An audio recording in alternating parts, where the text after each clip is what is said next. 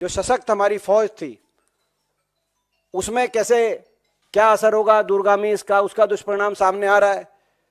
जहां 60 से 65 हजार की भर्ती हर साल होती थी, वहां 45 हजार अग्निवीर लिए गए पिछले वर्ष। इस अगर भर्ती की रफ्तार को इसी रेट से आगे बढ़ाया जाएगा तो 14 लाख की हमारी फौज घटकर 8 लाख की फौज हो जाएगी 10 वर्ष के अंदर। तो देश की फौज पे दुष्परिणाम सामने आ रहे हैं। और जो भर्ती किए जा रहे हैं नौजवान, उनका क्या मनोबल रहेगा, इसका अंदाजा इस बात से लगाया जा सकता है कि बहुत से जो ट्रेनी थे अग्निवीर, वो ट्रेनिंग छोड़ के वापस आ गए। तो फौज का क्या मनोबल रहेगा, उसका दूरगामी प्रभाव देश की फौज पे, देश की सीमा सुरक्षा पे क्या असर पड़ेगा, इस बात को लेकर हमारे को चिंता है। और बहुत से ऐसे प्रदेश जैसे हरियाणा प्रदेश, हमारे प्रदेश में नौजवानों के दिलों में जज्बा, देशभक्ति का जज्बा, देश के लिए सर्वोच्च निछावर करने का जज्बा, सुबह उठ के कड़ी परिश्रम, मेहनत, प्रैक्टिस, दंड बैठक, रेस अपने गांव में, अपने शहर कस्बे में जो नौजवान लगाता था कि देश के तिरंगे में लिपट के अगर मेरा शरीर कभी शहीद होके अगर वापस आए तो वो मेरे लिए गौरव का विषय होगा।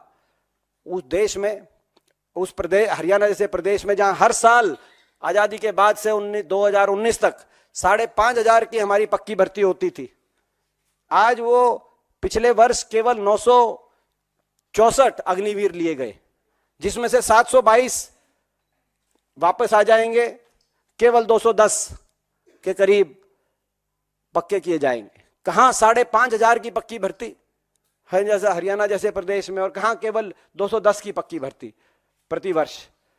ये कितना, मैं समझता हूं कि जहां हमारा नौजवान देश की सीमाओं पे जाकर अपनी जान हथेली पे रख के देश की सुरक्षा करता था, आज वो डंकी के रास्ते दूसरे देशों की सीमाओं पे गैर कानूनी इलीगल इमिग्रेशन के माध्यम से उन सीमाओं के अंदर जाकर वहां पे मजदूरी करने के लिए मजबूर हो रहा है। देश में सबसे ज्यादा बेरोजगारी हो गई हरियाणा में, कहीं अपराध की बात आ रही है, तो स्थिति है। तो आज नौजवान की रुचि कम हुई, कोचिंग सेंटर बंद हो गए। हरियाणा, राजस्थान, उत्तराखंड, हिमाचल जैसे प्रदेशों में कोचिंग सेंटर जो फौज के होते थे, बड़े बड़े कोचिंग सेंटर बंद हो गए। तो रुचि कम हुई नौजवान की, उसके लिए कौन जिम्मेदार है? जो भेद किया जा रहा है अग्निवीरों में और जो पक्की भर्ती किए गए, उसके लिए कौन जिम्मेदार है? फौज की जो कमी आई, उसके लिए कौन जिम्मेदार है? देश की रक्षा सुरक्षा के लिए ये जो बात हुई, इसके लिए कौन जिम्मेदार है?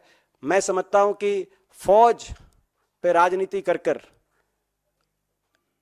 आप राष्ट्र की बात नहीं कर सकते, राष्ट्रहित की बात नहीं कर सकते। फौज को अगर कोई फैसला आपका फौज को कमजोर करने का काम करता है तो आप राष्ट्रभक्त या देशभक्त होने की अपनी बात नहीं कह सकते। और इसीलिए हमारी मांग है अग्निपथ योजना वापस ली जाए, पक्की भर्ती दोबारा से शुरू की जाए, और इन 1.5 लाख जो भर्ती के तहत नौजवान भर्ती किए गए थे भारतीय सेना द्वारा, जिनको ज्वाइनिंग नहीं मिली, इनको तुरंत ज्वाइनिंग मिले।